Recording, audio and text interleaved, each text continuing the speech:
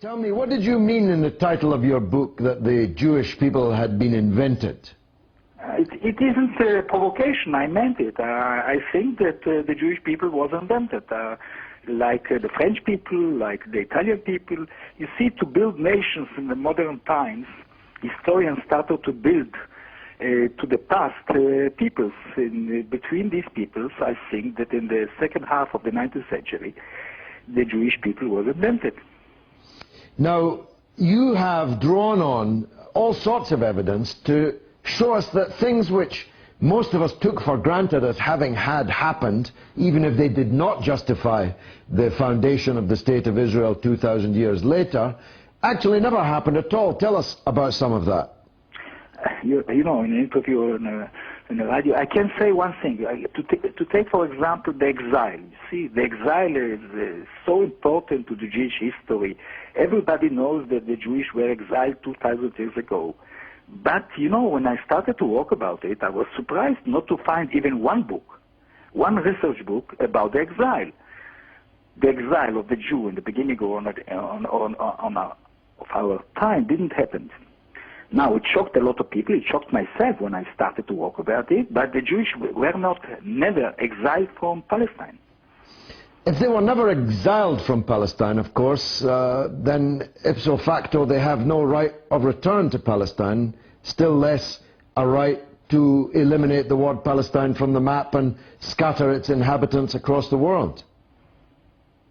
I didn't understand exactly the question. You spoke about the Palestinian today? Yes. Hello? Exactly. No, I think that it was exile of the Palestinian in 48. Yes, this is sure.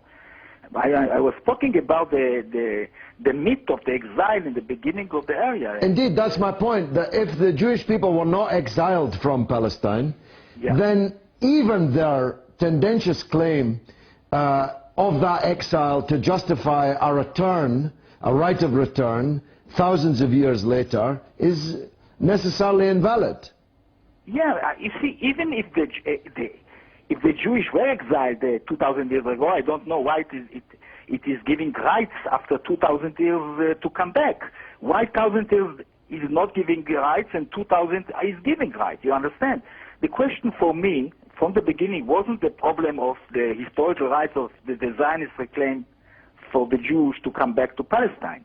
Even if it was a people, even if it was an exile, I don't believe that historical rights can justify the Zionist colonization. There is not a problem with it. You see? Indeed, I do. Now, tell us some of the other myths that you basically bust in this important book.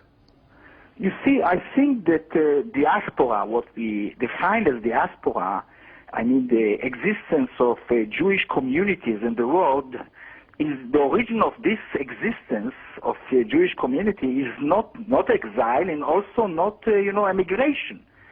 I think that Judaism in the antiquity was a proselyte religion, and most of the Jews came from conversions, massive conversions that started in the antiquity and continued to the Middle Age.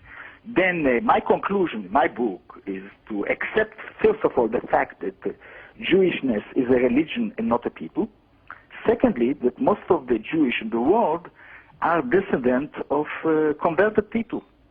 I don't think it's a shame to be a descendant of conversion, and I think that most of the Jews in the world are descendants of conversion. Now, in my book, I put it very, very in extreme, to put it against this myth of the Israeli society today, that they find themselves as a kind of an ethnos, you understand? Jewish, most of the Israelis believe that they are a direct descendant of the kingdom of David. You know, it's like, 50 years ago, most of the French believed that they are the descendant of de Gaulle. And the Italians believe that they are descendants of Julius Caesar. I think one of the last people that continue to believe that their ancestors were the Hebrew was the Jew. I mean, they continue to believe in this myth. In this myth of identity, I think put all the existence of Israel in a situation, a very, very bad situation. Now, how has this gone down in Israel? The book's a bestseller there, but what's been the impact of this remarkable thesis of yours? You see, it's very difficult to define the impact of a book. I don't think the book, as I wrote it in my preface, I don't think the book are changing the world. I think when the world is changing, he's looking for other books. The fact that so many people bought the book in Israel can make me optimist if I will not read the newspaper today. You understand? Now, a lot of young people read the book in Israel and continue to read it. The historians, the official historians, were very angry, very sick about my book. It's a very, very natural reaction. You understand? Indeed I do, and I'm looking forward to your visit to Britain next week. We must meet up and have a proper sit-down interview. Anything I can do to help the book, I'm ready to do. Thank you very much. That's all I'm afraid we've got time for. If you've enjoyed the show, come back next week at the same time in the same place. God willing, until we meet again, may you go in peace.